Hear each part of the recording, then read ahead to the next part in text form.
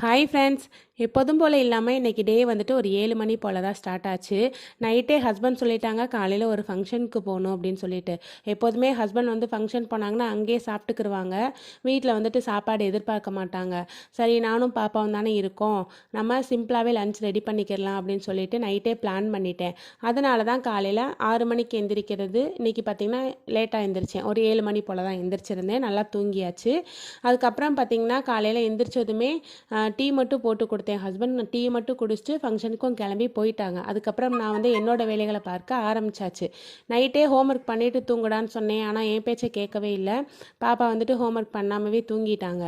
காலையில் எழுந்திரிச்சு உட்காந்துட்டு நான் ஹோம்ஒர்க் பண்ணலன்னு சொல்லிட்டு அழுதாங்க. அப்போவுமே அவங்கள கூப்பிட்டு உட்கார வச்சு ஹோம்ஒர்க் எல்லாமே கம்ப்ளீட் பண்ணிவிட்டு நானும் சமையல் வேலை எல்லாமே முடிச்சாச்சு.